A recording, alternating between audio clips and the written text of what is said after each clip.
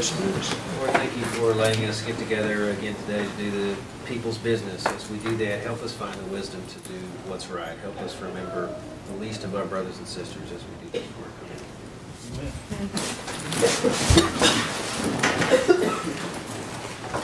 Roll call. Dick Lay, Here. Frankie Hargis, Bill England, Here. Jack Baker, Here. Joe Berg, Julia Coates, Here. Jody Fishinghawk, Here. Meredith Fraley, Janelle Fulbright, Don Garvin, Honey. Chuck Hoskin Jr., Here. Tina Glory Jordan, Lee Keener, Get along. Curtis Snell, Here. David Thornton, Present. David Walkenstick, Kara Cowan Watts. Honey. We do have a quorum. Thank you. Take approval of minutes. Make a motion to be approved. Motion and approved. All in favor say aye. Aye. On the reports, Marshall Lane.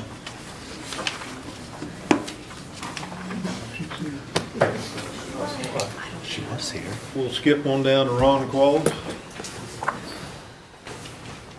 Where's she at? Good afternoon. Good afternoon. Last committee meeting, there were some questions, and we sent out some information. Before I go over the information that was sent, was there any specific questions on the information? Otherwise, I'll just go through. Kara? Do we have storm shelter actuals on number of storm shelters we've provided or subsidized? 21. And what counties are those in? You might as well just break it out, Ron, every time. Like, We will, I'll send you all count by count. okay, I appreciate that. And we note that in the meeting minutes too, Ms. Shelley. And I still have not gotten a response on our Tahlequah rural area resident that was needing that self-help assistance on their home after it flooded. And the feedback I get from her is that she has not been helped. There was a point where there was communication that completely turned off and nobody will return phone calls. Can you give me a name here in a little bit? Yes, yep, off record. Thank you. Thank you, Mr. Chairman.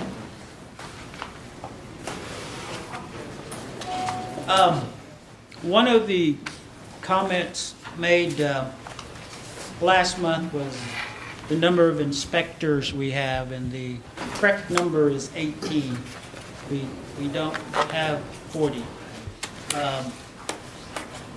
And the other question, one of the questions was about the number of crews that we have. We have 5 carpenter crews.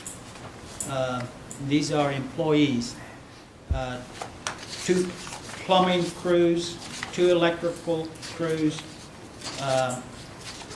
2 lead-based paint crews, and we have a heavy equipment operator. We have 6 employees in that program, and we have 3 employees that do home visits. One of the other questions or comments was about how we can keep our applicants better informed of where they are on a waiting list.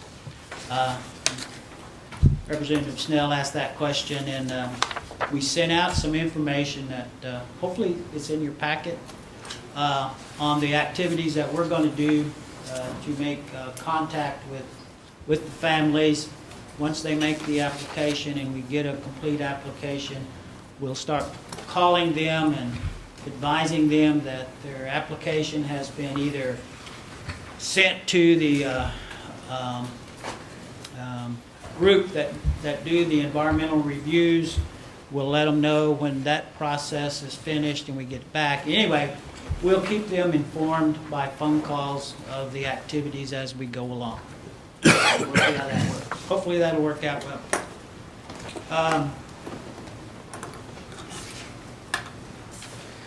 One of the other questions was about a cost breakdown of our new construction. It's on a one sheet, just like this. Does everyone have this kind of stuff? I hope.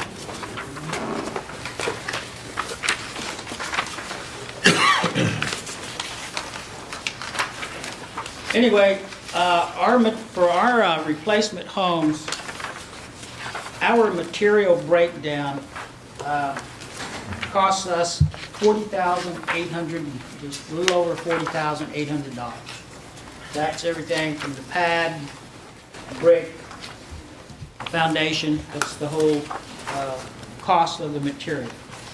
Our labor breakdown is $31,470, and that's for all the crews that work on the homes. It's everything from termite, roofing, HVAC, paint, cabinets, trim, doors, flooring. It's the total. I don't think we have that report. So, I mean, we have reports, but I don't know that could you show us again what you're looking at? Make sure I'm not overlooking something. New construction cost breakdown. It may be my fault. He may have sent Can it. she make copies? Yeah, that would be great. Copies? I think it is. I think that's my fault. I think you sent it to me and I haven't. I think. I sent it to you. Well, I'm gonna take the blame. I think it was my fault. Well, they sent it over and I don't think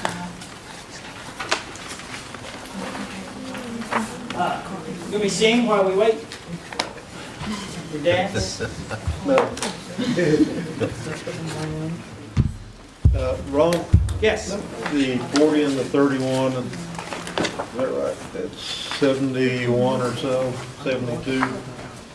Yeah, now that's costs that we're going to incur every time. And in addition to that, we'll expend somewhere around 5 to 7 to 8,000 on a demo of the existing old house, depending on the size and whether or not it has lead-based paint and asbestos in it. And that doesn't include the builder's profit, whatever the builder's going to charge us for his profit. And there's some other things that's on that list that is not in the actual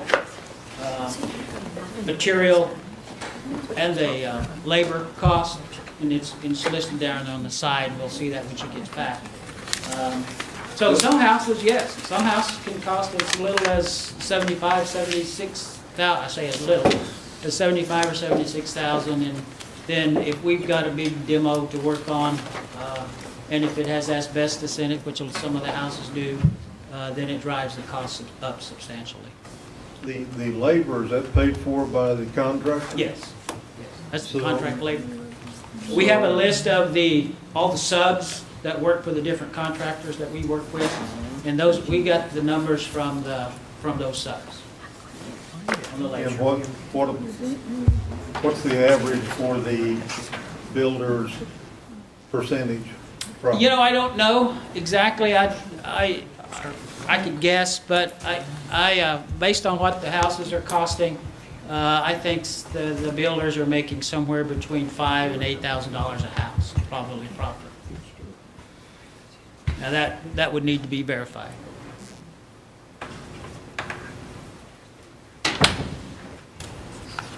Currently, of the 18 inspectors that we have, they are inspecting 137 contract jobs that are ongoing now. In addition to that, they are doing cost estimates, scope of work, basically write-ups on 124 jobs for rehab that families have made application for. All right, so on the new construction breakdown, over on the left side is the other costs that I was thinking about or talking about. Wait.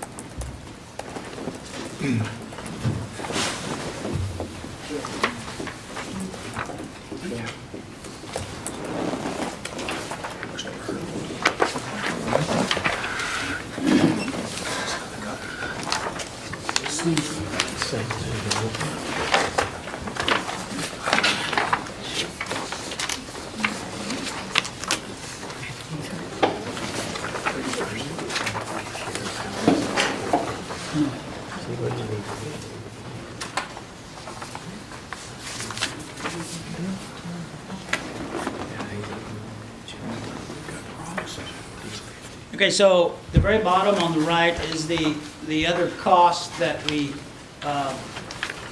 incur, like the demo. Generally, we'll have a demo cost in the $7,000 is the average.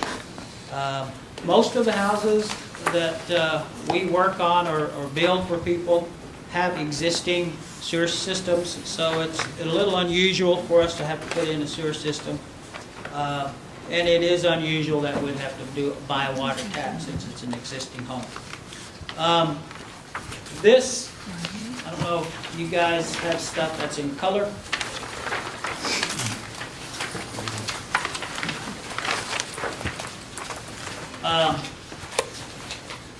That one of the questions that came up last month was about the process that we're in. And so I'm just gonna go over the top left where it says NAHASDA emergency repair, and you can see that we break it out between NAHASDA and tribal funded emergency repair. We also have NAHASDA housing accessibility, and at the bottom is the NAHASDA rehab and replacement homes. Where it says in progress force account, the force account groups are in the process of finishing out emergency rehab for 30 families. Now, is that we've ran these at different times of the month, and mine has 30. I don't know. I hopefully, well, of course you paid a copy of this, so it's 30. And we have the next thing that's called in process contract. That means we have 43 homes that's under contract currently that are receiving the emergency repair. When it says ready for agreements, we have 16 families that for whatever reason, maybe they can't get in to see us, but they need to execute an agreement with us, and that agreement is the HUD requirement for what HUD calls a useful life agreement. So depending on how much money we spend on a home, everyone has to sign an agreement that basically is a lien on the home that says if you sell the house within a certain period of time, depending on how much money we've expended on the house, you agree to pay part of it back to us. Pending agreements is 13. And again, it's the same type of an agreement. We are waiting on some cost estimates, a multitude of other things before we can actually finalize those agreements. Currently in the emergency repair program, we have pending 26 families, 26 sites we're waiting on an environmental review, the ERR. And we're starting write-ups of 74 other emergency repairs. And to date, the housing department has completed 238 emergency repairs with NAHASDA or federal funds. And the other ones there fall in the same activities that are listed on these other activities. That concludes what I have. I'm glad to try to answer any questions. Don Garden. Thank you, Mr. Chairman. Ron, on this new construction cost breakdown, roofing, looked like you might have lost a zero or a decimal point, something there. Roofing, $510. Yeah, you're right. Lose a zero or a decimal? I'd say it's probably lost a zero. So it'd be more like 5,000? Yeah. That's what I was thinking. What about on the paint, on the right side? 250.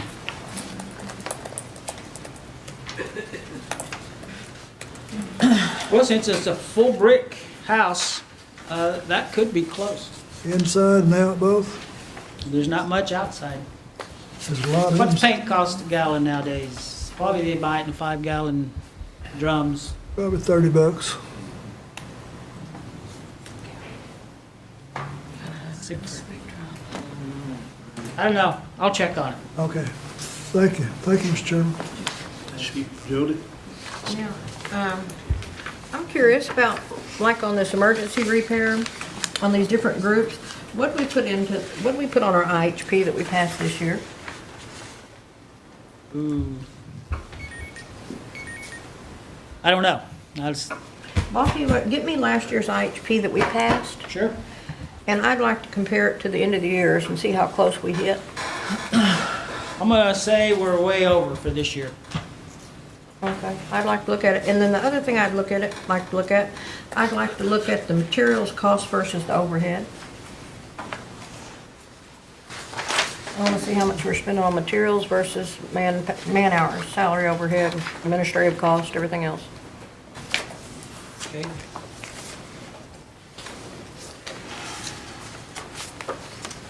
I'd appreciate it, and that's all. Now, our admin, Go ahead.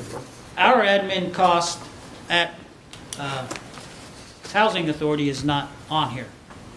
And our part of our salaries and stuff is not here. Is that what you're talking about? The allocation of the inspector's cost, as an example, is not part of this. This is actual cost. Give it to me with them in there too. Go both ways with it. I want to see how efficient we are. So, the, If you look at it and you think I want it, give it to me that way, run it that Yeah. way. I want to see percentages and ratios. our administrative cost, we can get that. These labor costs is the labor that the contractor is paying his workers that's on the job, his subcontractors is what that is. Okay. So I mean, that's, now, what his profit is, I'll do my best, or we'll do our best to get you that, but I don't think we're gonna be able, they're not gonna tell us exactly. I'm not worried about a contractor's profit. If we're paying them, it's a cost to me. Yeah, that's true. Well, okay.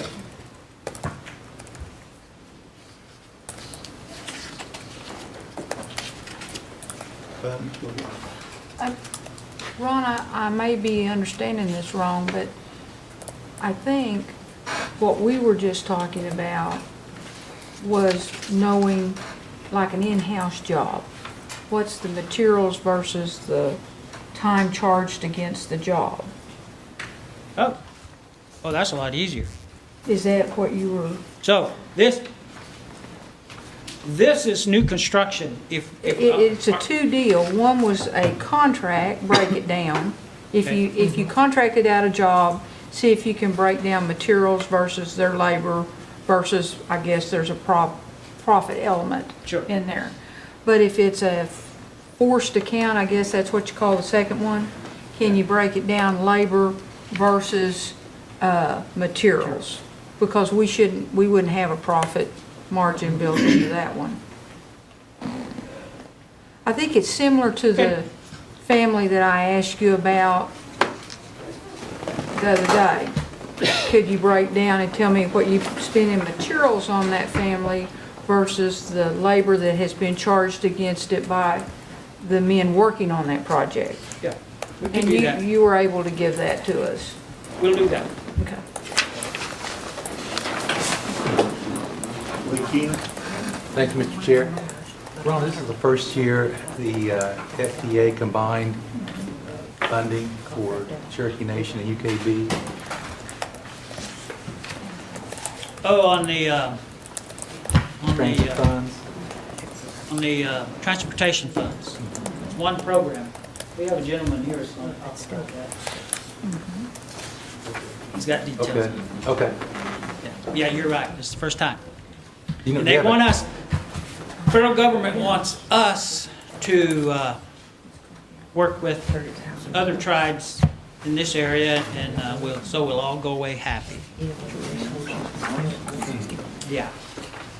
It's not likely. Thank you. Thank you, Mr. Chair.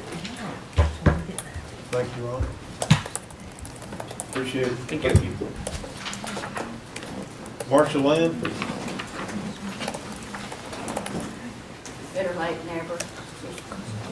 I just have a few things that I want to report on. We closed the clothing voucher program with a total of, I'm trying to get the numbers right, 6688 total. And I'm going to give each of you a handout on each of your areas that I'll leave with Shelley, and so you can see how your area did.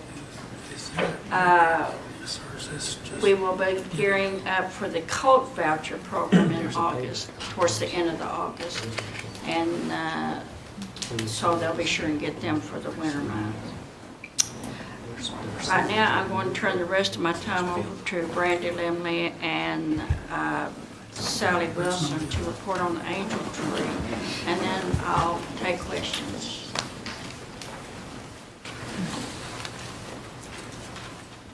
Good afternoon. Thank you for letting us present to you on the angel tree. I just want to go over some things that happened last year and as we're preparing for this year's angel tree. Again, our Cherokee Nation Angel Tree, the mission is that we provide gifts to Cherokee children living within the tribal jurisdiction whose family meets certain income guidelines during their Christmas holidays. This year we'll be changing the name of the Cherokee Nation Angel Tree to Angels of the Cherokee. One of the reasons is because licensing rights is actually with Salvation Army. So,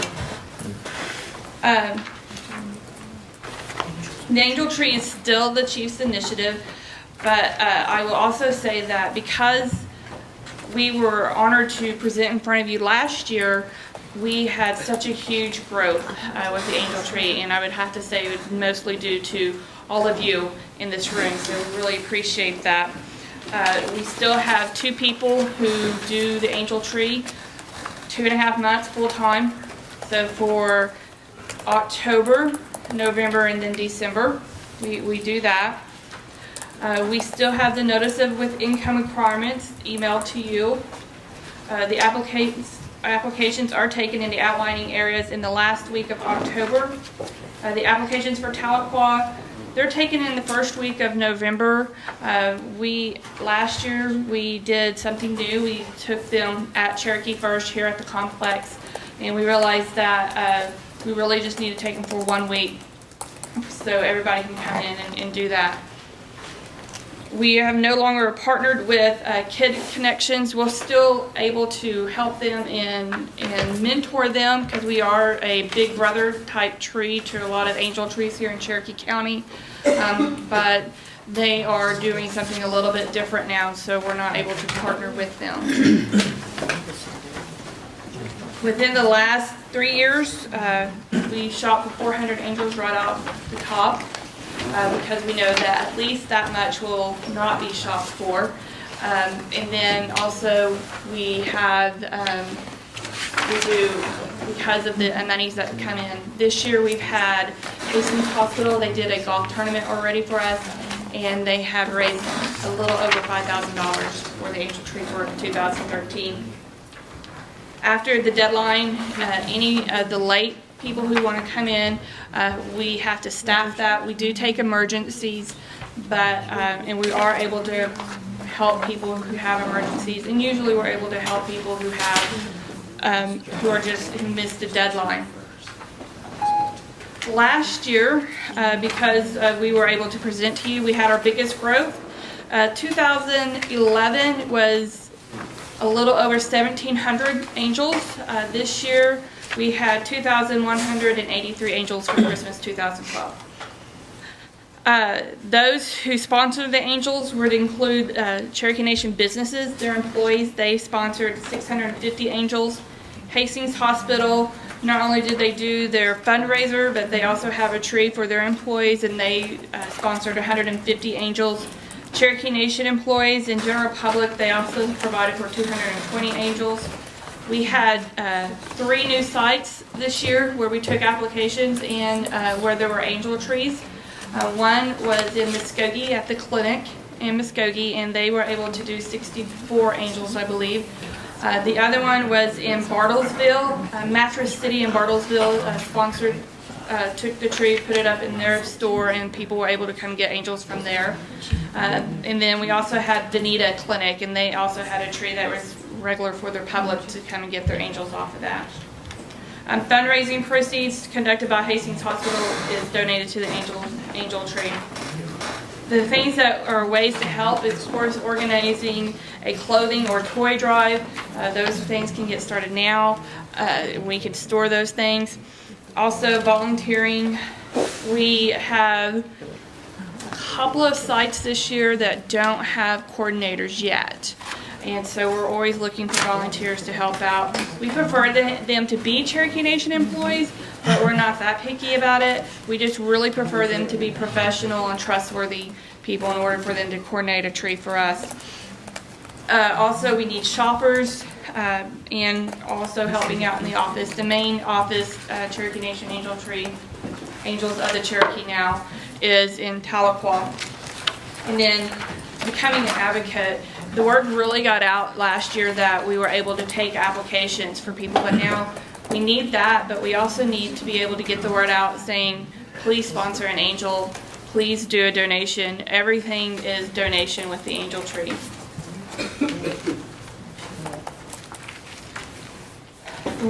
Last year we were able, in Tahlequah, we were able to use it used to be an old grocery store. I think now, I'm not really for sure which. It's behind the courthouse downtown. It's now being taken, so we no longer have that. We don't have a place for an angel tree this year. Last year was perfect. We were able to use that entire space to spread out and able to sort gifts. Better employee contribution. Again, it doesn't necessarily have to be money, and it doesn't necessarily have to be you pick an angel. It can be drives. Anything like that, underwear drives. We've had people who just donated socks, and we were able to help children with socks. We are only, at this time, still only able to do $50 per child. If they're not picked, we are only able to do that. And considering what happened last year, we had 2,183 children on the tree, and then we ended up, all in all, shopping for a little over 1,000 children. And increased tribal council involvement, really, honestly, with that as well. You guys did so great last year. It was so wonderful because a lot of people knew what was happening, and so we were able to, again, get that word out. So if you want anybody to come to your community meetings or anything to that effect, you can just give us a call at my office, or you can call Sally Wilson, and we can come and speak to your constituents. And then, of course, we would love to have a barcode system and a virtual angel tree sometime in the future. So, because we do have people all over the United States that come in and they do angel tree. They come in and they sponsor an angel. We have one family who shops year-round, and they donate to the angel tree, and they shop for toys, what have you, and they are out of the state. If you look, we gave you a book with the red thing. If you want to see what your area did, If you go to the tab that says Angel Tree 2012, you'll see what happened. Mays County had 118, Ottawa had 15, Washington had 23, Delaware County had 132, Craig had 63, Muskogee 35, Tulsa 76, Sequoia 173, Rogers 108. Cherokee continues to be the largest at 745 angels. No Water had 444. Adair is always our second largest at 390. Wagner 32. We still haven't had anybody from McIntosh come in. ICW, which is our children who are in ICW custody, we had 110 children with them. Jack Brown, they're people who stay over for the Christmas break. We sponsor them, and they had 20.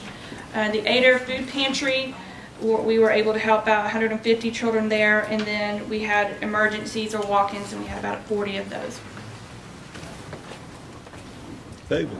Hey, Marcia, this number on the site 12, the 1172, was that all the counties, or was that just Cherokee County for the clothing vouchers? Marcia.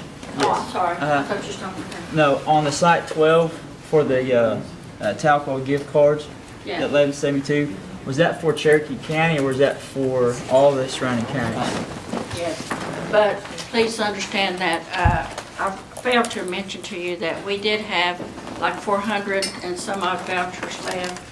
We have distributed them out to different departments and then kept some in child care, so we can still take referrals, okay? We distributed some to Sequoia, to the domestic violence, child care, our juvenile programs, and in child welfare, and then family assistance. So we still have vouchers left. And I can double check those numbers if you think something's wrong with it. No, that's good. We had a good time. Served hot dogs there at Sequoia High School. And I hope you paid attention when Brandy was telling you. She came to me and she wanted to come before you guys to give this report because she told me that you all played a major role in getting the word out and having that increase. So keep up the good work on that. Thanks. I think she has one more thing to report on. Thanks, Marcia. Thank you, Chair. The name change is just that we'll now go by, anything that you'll see now will be Angels of the Cherokee. Hopefully we're going to get that also translated into Cherokee, and that way we'll go ahead and change our name. It's actually been a number of years since we've increased our donation to the angel trees, and I wondered if maybe you all might want to think about increasing that number at the end of the month during ENF, just something for you to think about. I'll put a little something on the agenda. These are really kids that probably are not getting anything else at Christmas. I know that several times that I've had some that's missed the deadline, and we would just meet them in the parking lot at my office, and I would give them a little sack out of the back of the car because they missed it, and these kids weren't going to get anything for Christmas. And that 34 number has been there for a long time, so I hope you all will think about it. I'll put it on the agenda, and I think we'll see what Jody has in the form of a budget left for this year for us. And this is very worthwhile. This means everything to a little kid that's not getting anything. We always have people who, someone come in and steal all their presents, or we had one last year that their house burned down right before Christmas.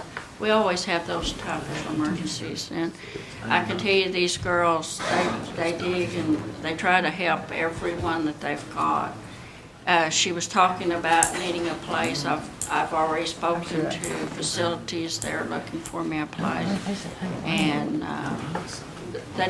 people don't understand that these girls work day and night once Angel Tree starts to get these presents out and sorted and out to the people. And so we are working on that. Now, do you have any questions for me? I just wonder if Brandy could send us her contact information to all the counselors, and so we could circle the wagons. I'm sorry, I Help it. If she could send us her contact information, email, telephone number. Okay. Yes. I can do that. Make comment. Yes, sir. Yes, Marcia, I want to commend first you and your staff, and we had volunteers, I think, supplied by your group, and they were 4 individuals. There were many volunteers, but these 4 individuals were Talking Leaves Job Corps. They were very, very professional, did an excellent job. They set the table up for all of our concession, took care of it, kept it clean, and just they were really good at what they did there. The speaker was there, and Councilman Walkenstick finally showed up, but it worked out really well, and I mean they enjoyed it, and we had fun at it as well. Yeah, those of you who come out and had food for them, you don't know how much that's appreciated, because they work through their lunch hour. They're not going to leave someone standing there just so they can go have lunch. So. If you get those 4 students' names from Talking Leaves Job Corps, I've talked Walkenstick into maybe buying them lunch. Thank you. Yeah, just give it to Shelley or Gail, and we'll get that list, okay? I think Councilman Bird's gonna buy, and I was gonna be there and assist with the students. Well, are you going to sing to them? I can sing on some days and long nights. Anything else? Thank you. So we got signed quick on that. Mr. Cooper. Good afternoon. It's raining outside, if anyone's wondering. It's raining pretty good out there, actually.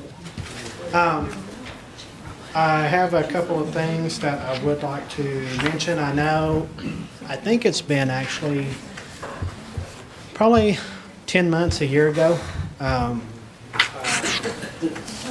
don't remember if it was Speaker Jordan or who, it might have been several, asked about if, whenever we're looking at buying vehicles, could we look at buying, some CNG vehicles, some more fuel-efficient vehicles, things of that nature.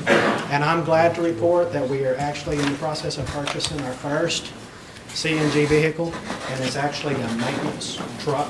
It's a 3/4 ton truck for a heat and air crews. They put around 2,000, 2,300 miles a month on average, going to all the 14 counties.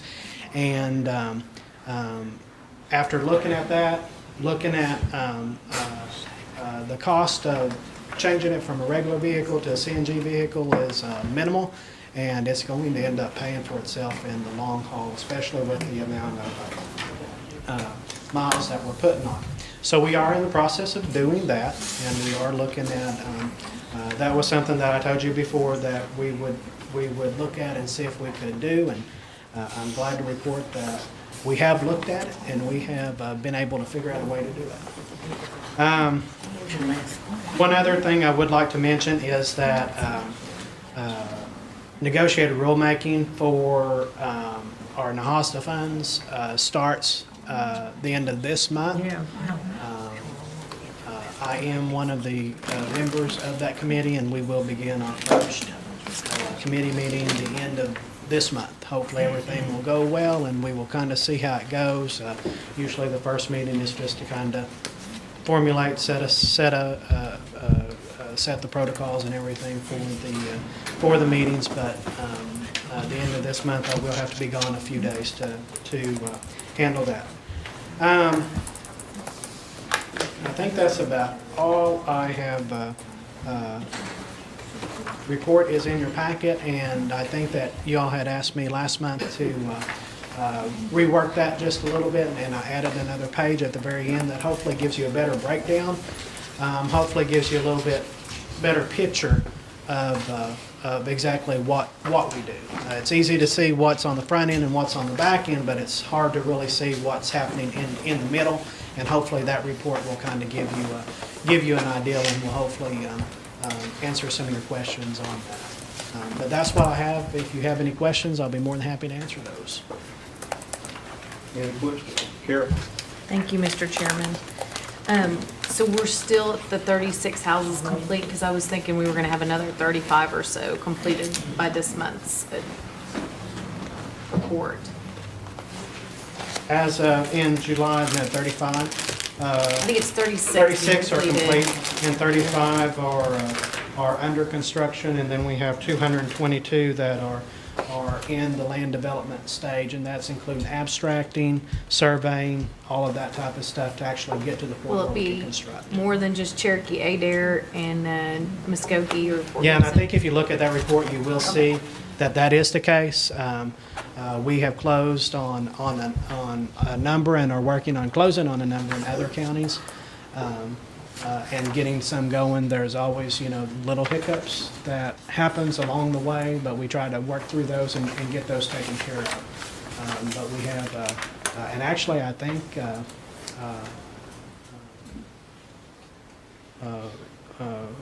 Rogers County, we already have one or two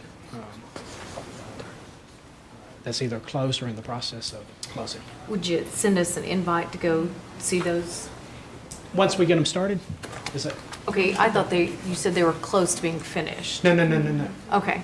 Closed, meaning the abstracting is done and they have marketable title. We can get water, electric, all that other stuff. Okay, to so the when you start property. breaking ground, you'll, Yeah. okay. Yeah. Thank you. Jody? Can you give me the numbers again? Which What'd you numbers? say? The ones you just Oh. rattled off? Yeah, if you look over on the back page of the report, it is, as of this report, it was 36 that were complete. 35 were currently under construction at that time, so that's a total of 71.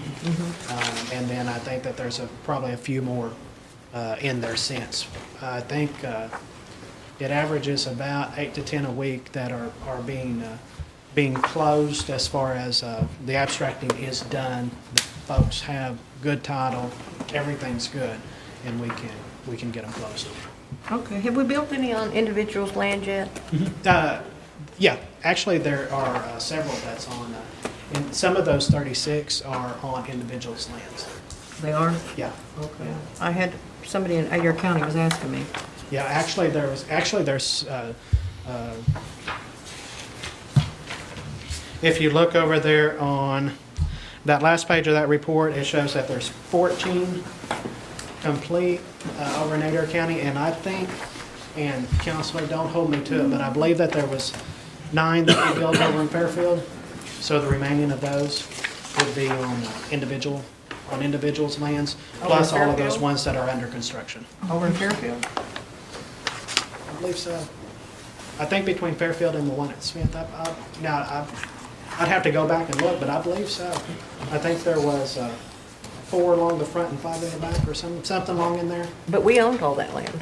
Yeah, no, that's what I'm saying is take the 9 away from that number over here on this report, and that will give you the number on individual land. On which report? On the monthly report in your book.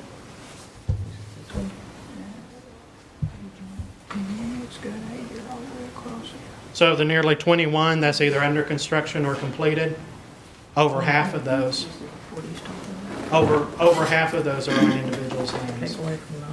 So there's 12 of them. So these 12 are Does that on make sense? individuals? Yeah. Okay.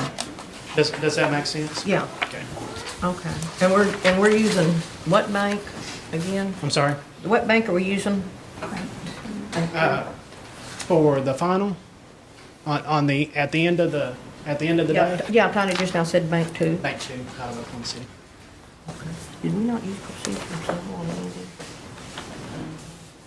Did we not use any of the proceeds from sale on any of these? Yeah, that's what we're using up front. And then the final financing, the long-term financing will be through Bank 2. Know what? The long-term financing would be through Bank 2 So we're using proceeds of sale for the construction? Mhm. And then we turn around and replenish it when they get their loan term? That was the plan, to set up a revolving fund So we would have a pot of money to use for construction, and then it would just circulate back through. Okay. So if I'm reading this right, you basically have 386 in the pipeline. At some stage in the From pipeline. application to finished product, you've got 386 there. And then you've got, I guess you are adding 2 on the front end, the applications as you move them to processing, then you bring in another load of applications. We do. And that's why you'll notice that on that sheet where it has like in processing on the applications part, that's applications that we're continually processing for one thing or another, pull from the waiting list and update those applications, make sure that they're eligible, all of that type of stuff. Okay. And were you able to talk to someone about the road problem that I'm working on that. I have, okay. I will do that as soon as we get. All right, thank you. Sure. Thank you, Mr. Chairman. Is it a regular home loan that we're backing, or is it Section 184? Section 184. Okay. So then they would have to qualify for all those HUD things. No. The 184 loan is through the housing. The housing authority is the lender. Okay. We own the property. That's why we have to make sure that they have good property, good title to the property, marketable, all of that stuff. We own the property and we hold the property until the house is paid off. See, I thought the Section 184 was through private banks with, There's two ways for it. okay, Yeah. because I remember reading that when they brought that up. Individuals or tribes. Okay. Either can borrow, individuals or tribes or housing But we're authorities. borrowing bulk money and then Yeah. lending, And the okay. reason for that is because then those families, should they be eligible later on, could assume those if they wanted to. Perfect. Thank you, At Mr. today's Chairman. rates. Thank you, Gary. Gary, the contracts that people sign, if they own land or we're building on trust land, No, are they the same Yes. contract? we don't build on trust land. Because the whole point is for ownership Land at that the we end of the own, day. I'm sorry. Yeah, oh, okay. Land that we have? Yeah, they're the Same same. contract? Could you send us a copy of that or Yeah, email Gail and let her send it out to us? yeah.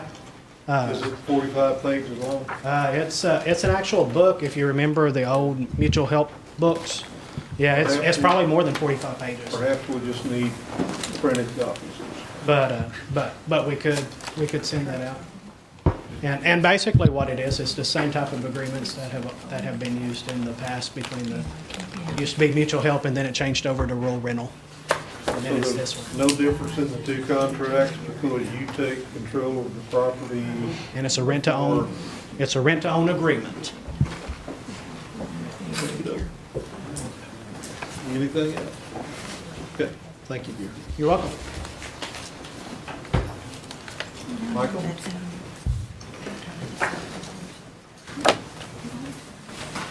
Mr. Chairman, good afternoon. Just a couple things to report since last month. We have got the NICUT South project out to bid right now. We held a pre-bid meeting last week, had about 4 or 5 contractors in the room. It was a mandatory meeting, so in order for them to be eligible to bid or submit a bid, they had to be at the meeting. So I had a pretty decent turnout at that. We will be opening bids on that August 27th. They're in our office. Also, I want to report this past month, or since the last meeting, we have began a transit route between Tahlequah and Catoosa. We've done this in cooperation with Career Services, who has in turn been working with the Hard Rock, our CNE and CNB, to supply them with employees. It's my understanding is, from discussions with Diane Kelly and her group that they were having difficulty finding qualified employees around the Tulsa metro area. They expanded their search and been able to identify some folks to fill some of the positions around the Tahlequah area, so they needed transportation services. Career Services, through some kind of agreement that they have with the Hard Rock, will be funding the transit route. We're working through those details with them right now. In the end, they will be funding the route between Tahlequah and Catoosa. Lastly, Councilor Keener had mentioned earlier about a funding through the Federal Transit Administration that had been combined with the United Katua Band. Is that correct? Yes. Okay. That is a true statement. We have been working with the Federal Transit Administration on that issue. Have not been able to come to any resolve with them. We have gotten the Cherokee Nation Administration and the Attorney General's office involved in it. I know the Attorney General's office, I got an update last week. They had been making some phone calls on the issue, trying to pursue Federal Transit Administration to make the decision or make the call on the eligible split between the two tribes. We feel like we know, or we feel like we have the data to back up what the split should be. We've provided that to the Federal Transit Administration as well as the Attorney General's office. So at this point, we're just waiting on Federal Transit Administration to make the decision on the split based on the data that's been provided to them. So nobody's received any money yet. The money still, although the allocation's been made, the money still sits at FTA right now. None of it's been what we call drawn down, so that neither one of the tribes have the money for FY13 at this point. We're waiting on this to be resolved.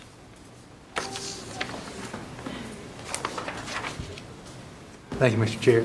So you said it hasn't been allocated yet, but the allegations have already been made that we are, or it's maybe a challenge to what we think is how that should be spent, right? Split, not Split. spent, split, yes. If I understood you correctly, yes, the allocation has been made, but when FTA made the allocation, they chose to lump us together. Right. We have provided them with the data that they used to formulate the overall allocation. We provided them with the data for both the UKB and the Cherokee Nation and said this is how we believe the allocation should be split between the two tribes. Which has already been a point of contention, right? Yes, that is correct. Mm-hmm. So is that, you think that's going to hold us, the nation, up on getting those funds? It hasn't at this point, but in the near future it could potentially, yes, if we don't hurry up and get something decided. Do you have any inkling on the idea why they would want to combine that? No, but I do know there were some other tribes in Oklahoma that were combined in the same allocation. I can't name them right offhand. I'd have to go back and look at the allocation table. Is it because the Cherokee Nation lacks a strong presence now? And No, I don't think that was it at all. There's three parts of the formula, and one of the parts is based on the 2010 census. Federal Transit Administration told us that they didn't have the data available to them to break out between Cherokee and United Katua Band. We've dug into the 2010 census and identified that data was there. It was just in probably a deeper area than they chose to look. We have provided them with that census data. Okay. So that's gives one pause, doesn't it? Yes. Yeah. Yes, it does. Okay. Thank you, Mike. Yes, sir. Thank you, Mr. Chair. Thank you, Michael. Yes, thank you. Anna? Good afternoon. You have a copy of my report, and I'm happy to answer any questions you might have.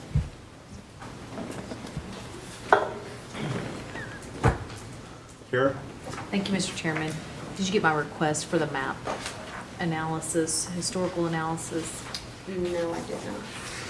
I will forward it to you. Okay. Thank you, Mr. Chairman. Lee? Thank you, Mr. Chair. And I was looking at the delinquencies again on your report, and it looks like they remain pretty constant, but they're still above the national average, right? From what I've been reading. They actually are a little below what it is in the state, in our part of the state. So the delinquencies are doing fairly well, but.